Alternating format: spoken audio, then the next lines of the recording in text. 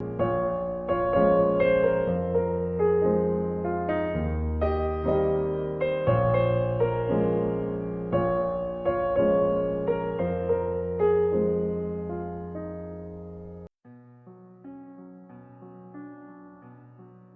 Senhor Jesus disse: guardem os meus sábados e honrem a mim, que sou o seu Criador e o seu Redentor. Obedecendo, estaremos recordando que somos suas criaturas, os seus resgatados, e rendemos-lhe a justa homenagem. Assim, o sábado foi estabelecido para ser o centro da verdadeira adoração ao Deus Criador, Redentor e mantenedor da humanidade. Alguém poderá dizer que o domingo também serve para este fim, e até justificá-lo a seu modo, porque na Bíblia não tem tal justificativa. Porém, quando Deus pede um dia, do qual Ele diz ser o dono, é porque Ele não quer outro dia. Não podemos negociar com Ele como se tivéssemos algum poder para isso. Esse foi o erro que cometeu Caim. Deus pediu-lhe um cordeiro e Ele deu-lhe vegetais. É como se Caim lhe dissesse: você tem de aceitar o que eu lhe ofereço. E diz a Bíblia que ele foi amaldiçoado por isso, conforme Gênesis 4, verso 11. E recebeu um sinal, conforme o verso 15, um sinal do seu crime. Oferecendo o domingo no lugar do sábado, estaremos oferecendo a Deus a oferta de Caim. E vamos também receber uma marca, a marca da besta, porque o domingo é uma instituição papal. Esta solicitação divina, portanto, é mais profunda do que muitos imaginam, porque estabelece um teste de obediência para o tempo do fim, que definirá nosso destino, de forma tão real quanto foi o teste da árvore do conhecimento do bem e do mal, que foi colocado no Éden. Por esta razão, devemos pregar esta mensagem ao mundo, para que todo indivíduo possa se libertar das tradições humanas e desfrutar deste gozo e da glória que nos dá Cristo no seu santo dia. Não é coincidência que Jesus escolheu o sábado para realizar muitos dos seus milagres. Foi para trazer libertação. Quando ele entrou na sinagoga no sábado e anunciou o propósito de sua missão, conforme Lucas 4, verso 18, ele disse que era para libertar os que estavam presos nos seus pecados. Devemos verificar se não estamos sendo manipulados e deixando de ter os devidos cuidados na nossa forma de adoração.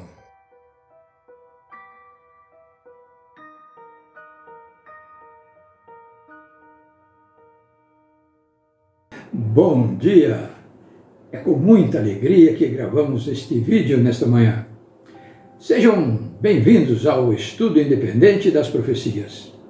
Este é o segundo vídeo que estamos publicando sobre o sábado, um mandamento da lei de Deus que foi esquecido, sem que houvesse nenhum texto no Antigo Testamento que o indicasse. Dada a sua importância profética, hoje vamos analisá-lo à luz do Novo Testamento. Já no seu primeiro discurso, em Mateus 5,17, Jesus deixou claro que não veio acabar com a lei e os profetas. Essa é uma maneira de falar das Escrituras hebraicas e de dizer que ele veio para cumprir o que diz todo o Antigo Testamento.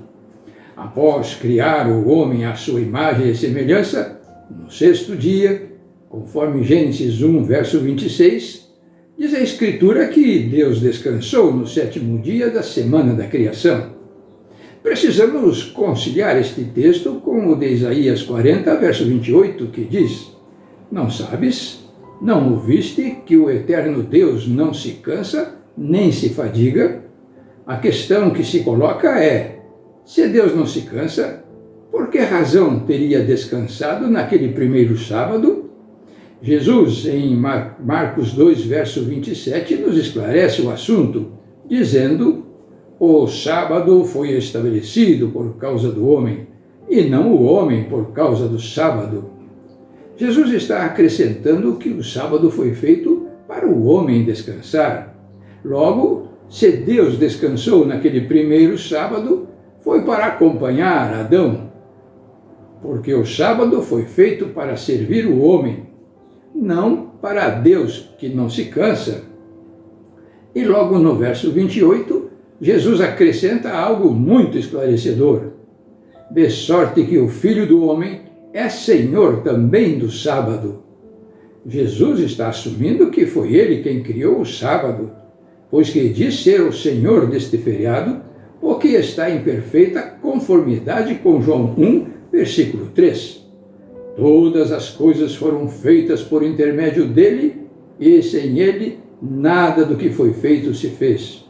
Sim, Jesus diz ser o Senhor do sábado, é porque foi ele quem o estabeleceu, exatamente como fez tudo ou mais, conforme Colossenses 1, versículos 15 e 16.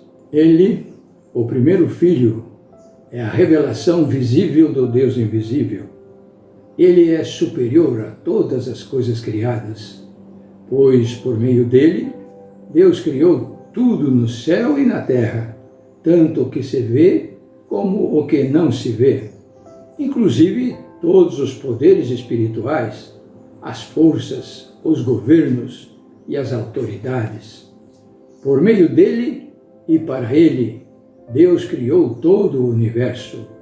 E quando lemos que Jesus é o primogênito de toda a criação, isso significa que foi ele que deu início a tudo o que existe, conforme a explicação do verso 17. Antes de tudo, ele já existia, e por estarem unidas com ele, todas as coisas são conservadas em ordem e harmonia. Assim, se Deus repousou no sábado, como diz a Bíblia, certamente fez isso como um referencial eterno da sua criação, e também como um exemplo para nós, porque com certeza, naquele primeiro sábado, não havia outra razão para Adão descansar. Mas não é só isso. Temos ouvido pregadores dizendo que no Antigo Testamento é uma coisa e no Novo Testamento tudo mudou, a partir da ressurreição de Jesus, que nos revela uma nova criação. Isto, porém, não é verdade, porque o mesmo Jesus, que estabeleceu o sábado, ao visitar Nazaré no começo do seu ministério terrestre, guardou fielmente o sábado, conforme Lucas 4,16. Indo para Nazaré, onde fora criado, entrou num sábado na sinagoga, conforme o seu costume, e levantou-se para ler.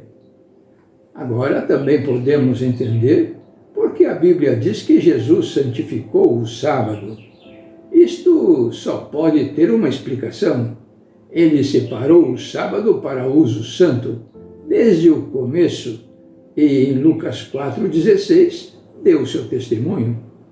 Aquele primeiro sábado foi instituído como um dia de culto e de adoração ao Criador dos céus, da terra, do mar e de tudo o que nele se contém.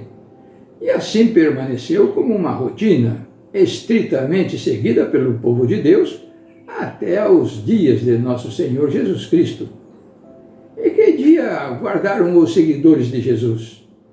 O mesmo Dr. Lucas, um médico historiador, ao findar o ministério terrestre de Jesus, ele relata: e, tirando-o do madeiro, envolveu-o num lençol de linho e o depositou num túmulo aberto em rocha, onde ainda ninguém havia sido sepultado.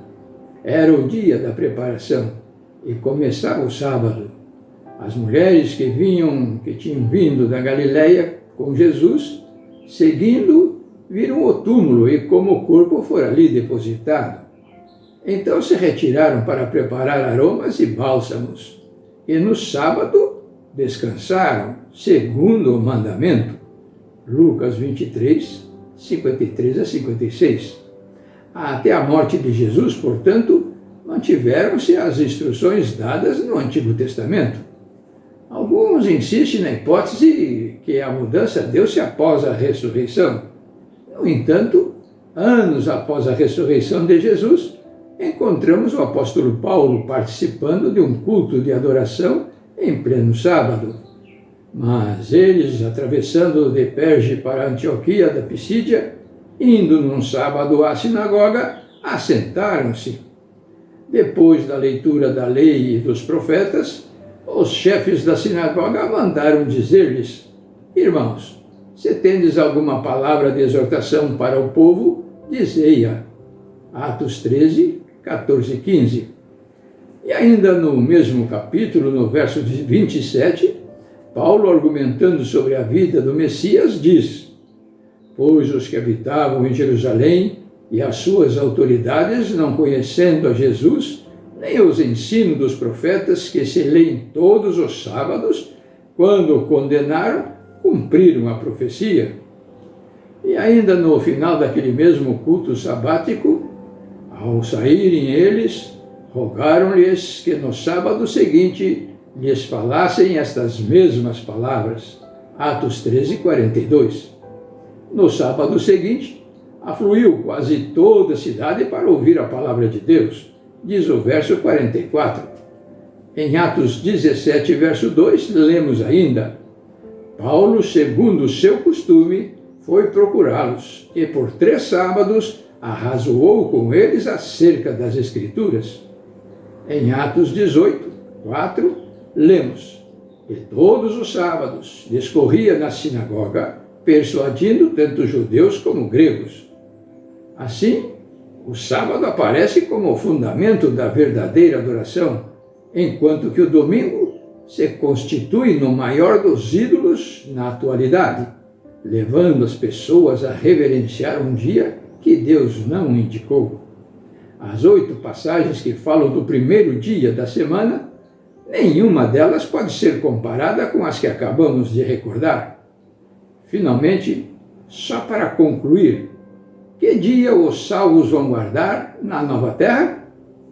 Porque como os novos céus e a nova terra, que hei de fazer, estarão diante de mim, diz o Senhor, assim há de estar a vossa posteridade e o vosso nome.